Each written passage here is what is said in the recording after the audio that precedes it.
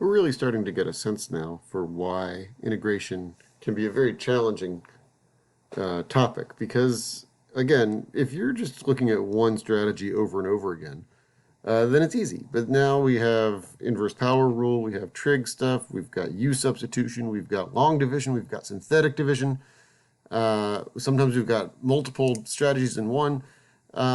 It starts to become a little bit daunting, and you just have to practice it a lot, and you have to be familiar with the different types of problems that you're likely to encounter. So, looking at this particular problem right here, the first thing you would notice is a rational function, numerator, denominator, and do that degree check. The degree check is 2 on the top and 1 on the bottom. This is not a proper fraction, right? The top is heavier than the bottom. So we are going to want to divide this. But we can't really divide it in its current form because we've got that factored numerator. So I guess the first thing we should try is distributing out that numerator, squaring the binomial. And then it's going to look a little bit more like some of those previous problems. Now, some people like this method. I'm not going to do this, but I'm going to mention this as an option. You could let u equal x plus 1 and see where it takes you. Some people are very fond of that method. And I don't have anything against it. I just don't particularly prefer it, I guess. I don't know. I like the synthetic division method. I believe it's faster. I believe the final answer is a little bit simpler. But it's nice to look at multiple different ways. So I would encourage you to try this method, this problem, 2 different ways and compare the answers. Look at a graph of each answer to make sure that they're both right. It's kind of interesting. But anyway, I'm going to stick with synthetic division, and we'll put a -1 in here because that -1 is the value of x that causes the denominator, x plus 1, to equal 0.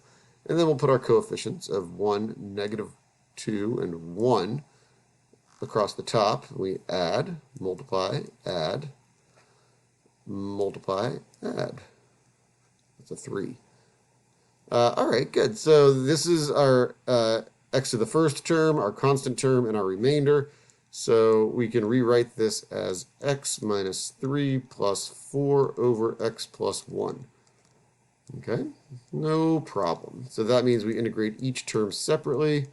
The x turns into 1/2 x squared. Then minus 3 turns into minus 3x. And we have a 4 times the natural log of the absolute value of x plus 1. Again, no need for the u substitution because the derivative of the argument is just 1. All right, good. Any ideas how we can deal with this next one? Should we try some division? Well, degree on the top is 1, degree on the bottom is 2. So no, we don't want to try division. It wouldn't give us anything except for 0 with a remainder of x, and we'd just be back to where we started. So I'm wondering if we see another strategy, like maybe the fact that we've got something raised to the -1. So that might be a good thing to let u equal. Let u equal x squared plus 1. That means the du dx equals 2x, or du over 2x equals dx. So if I rewrite this, that numerator, I'm just going to leave that as x. The denominator, I'm going to simplify that down to a u. And then instead of writing dx, I'll write du over 2x. Okay, well that actually works out pretty nicely because the x's, which had to go away, do go away. The 2 is in the denominator. That can factor out no problem. And we get the integral of 1 over u du, which is very easy for us at this point. We've seen this a number of times. We'll just take the natural log of the absolute value of u being x squared plus 1. I'll skip that step of writing the u and rewriting the whole problem. And that would be our final answer. So that's not so bad. As long as you pick the right method and you pick the right value of u, then this is a pretty quick one. So again, knowing what to do in the situation is possibly the hardest bit. All right, so now we're on to a slightly harder one. We've got degree on the top is 2, degree on the bottom is 2. So division is a good idea. Unfortunately, synthetic division is not a possibility because our denominator is quadratic. So we are going to have to do x squared plus 1 into our numerator. But here's a chance to show off a kind of a nifty trick here. I'm noticing that the x squared plus 1 in the denominator shows up in the numerator. I'm going to just do a super slick little method to avoid the long division. Now, if you don't see the trick, then long division will be fine. But take a look. The numerator is x squared plus 1 plus x. So I'm going to divide each one of these by x squared plus 1 separately. I'm actually doing a little bit of division in my head by grouping smartly or intelligently. Ironic I say smartly. I'm not sure if smartly is a word. Anyway, the whole point is this fraction right here equals 1. So that would be the quotient if we were to divide up here. And then our remainder would be x. So if you like that, great. It's a super slick way to do the problem. It might save you a bit of time. If you don't see it, then just do the long division, and that's fine as well. Either way. Now you'll notice that the 1 is easy to deal with. That's just going to turn into x. And then the x over x squared plus 1 looks a little familiar to me. Oh yeah, we just did that problem. We know that that's going to integrate to 1/2 natural log the absolute value of x squared plus 1 because that's what we got last time. All right, good. So no need to reinvent the wheel there. I'm going to go ahead and erase this because it's kind of cluttering things up. But again, that long division is a good method if you can't find a faster way, which I think we've hit a point where I don't know if we can find a faster way than just plain old long division on this one. Again, long division is appropriate because the fraction is top heavy. The numerator is 3, degree 3, denominator is degree 2. So yeah, we're going to want to divide here. And we can't do synthetic division because it's a quadratic denominator. And I don't readily see any way to rewrite the numerator to make this easy to reduce like I did up here.